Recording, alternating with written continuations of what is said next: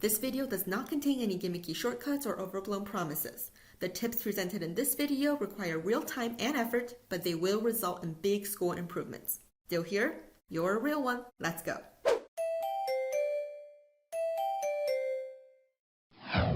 Hey guys, it's Jen. If you're new here, I'm a test prep tutor and I make educational content on YouTube. Today, I'm back with a very exciting success story from one of my recent students. He started with a score in the mid 1200s and he ended up with a 1550 on his SAT. I asked if he will be willing to share some of his best tips, and he really delivered. So in this video, I'm going to be going over his advice with you and all the things that he did to land himself a stellar SAT score. I know some of you might think this is an anomaly and it can't possibly happen to you, so I want to start by sharing some background information. Now, this student was a junior when he took my small group SAT prep class, and up to this point, he had never taken an official SAT exam. But he did take a practice exam, a mock test, which was College Board's Practice Test 1. You can access it for free on Khan Academy. So he did take this test proctored and timed following the normal standard timing proctor script. Now I'm going to go over his stats with you, the results of this exam. So on the reading section, he missed 19 questions. He missed 7 on the writing and then 16 across both math sections combined. Applying the scoring table for this exam, his score came out to be 630 on the verbal and 630 on the math for a total of 1260. Next, I'm going to break down his score a little bit with you to share with you the areas that he needed to work on. So I'm going to start with the writing section because this was his strongest right out of the gate. So on his writing section, I noticed some questions missed involving wordiness and transitions, as well as punctuation usage. So you can tell all of these are pretty much grammar based, and those are relatively easy to fix because you just have to learn the rules and understand how to apply them to the exam. Next, I want to talk to you about the math section because this is where it gets a little bit interesting. So even though the student missed questions in the double digits, through working with him very quickly, I realized that he has a pretty good foundation in math. What he needed was a big refresher in some of those concepts, especially Algebra 2 principles, because it had been a while since he had taken Algebra 2. Once he learned which problem type showed up repeatedly on the SAT and which areas he really needed to practice, he was able to see a really great score improvement. So in our time together, we drilled the types of questions that show up repeatedly on the SAT. We talked about trigger words and shortcuts you can take to really save yourself some time. Lastly, on the reading. Now you can tell with 19 missed questions, this was his weakest section. But once again, I did not notice any core comprehension issues with this student. He was able to understand the passages fine. However, he struggled to do so within the allotted time.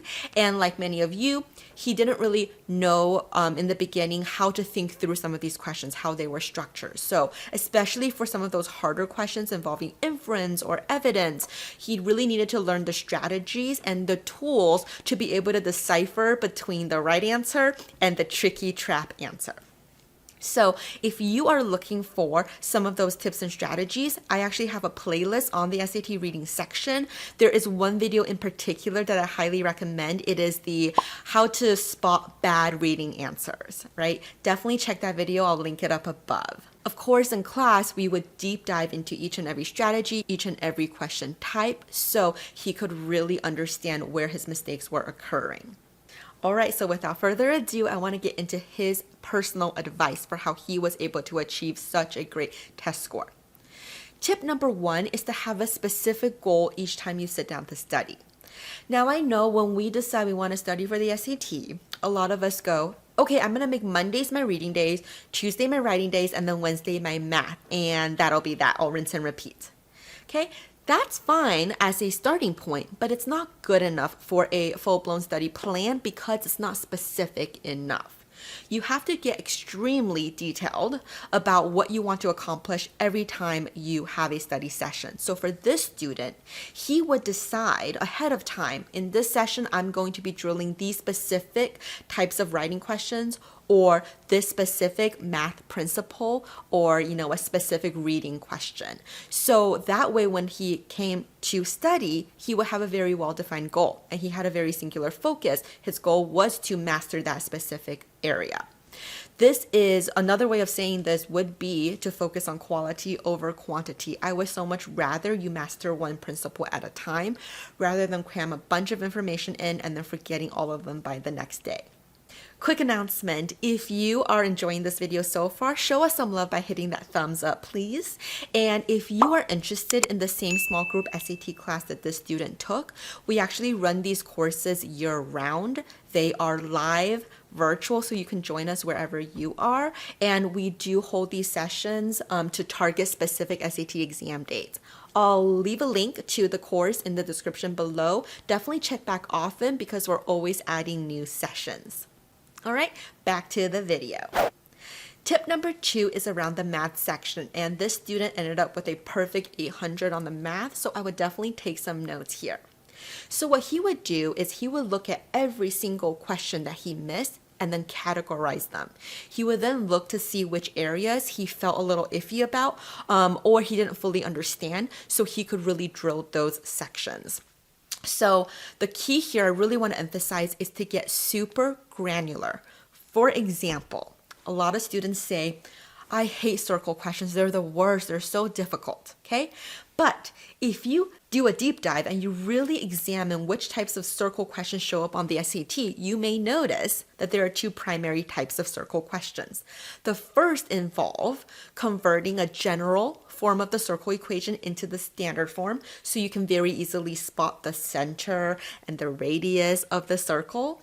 Another type of circle question that show up repeatedly involves circle proportions. This is where you have to solve for a missing piece of the circle given certain pieces of information. So you have to use the given to set up the correct proportions to solve for the missing piece. You may not struggle with both of these. You may struggle with only one. And this is the only way you're going to know where you have to focus your attention so you're not overwhelmed by the number of concepts you have to learn on the test. You focus on one at a time. To supplement his practice, the student also advised using YouTube videos where he can see how others are solving similar questions. But he actually made a note here, and he wants to caution you against overusing YouTube videos, over relying on them, because he actually found that some of the solutions he saw were not the most efficient methods for solving these problems. Also, when you watch others do a problem, it may seem to make sense to you because they're doing all the hard work, but when you actually sit down to do the problem from scratch, you may struggle. So it is very important that you attempt these problems on your own independently without relying on answers to see where the sticky areas are so you can really figure out how to work through them. I also want to take a minute to share with you a particular characteristic about the student that I really feel set him apart. So when we were going over problems in class, he would not only ask questions when he got questions wrong, he would actually ask questions even when he got a problem correct, but his method was different from the one that we were sharing in class. I really love this because knowing how to do a problem multiple different ways means A, you can figure out which is the most efficient method for you. So when you see a similar question on the exam, you can use a very efficient approach. But more importantly, knowing how to do a problem several different ways means you can check your work, and who doesn't love to validate their answers in the moment so you can walk away feeling super confident about your test. Tip number 3 is to redo past exams. Now, this is pretty self-explanatory.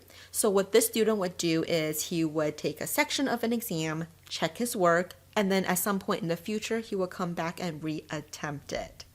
I want to be very clear here. We are not talking about memorizing answers and then just giving ourselves a temporary feel-good moment of getting the questions right because we already know the answers. That's not what we're talking about.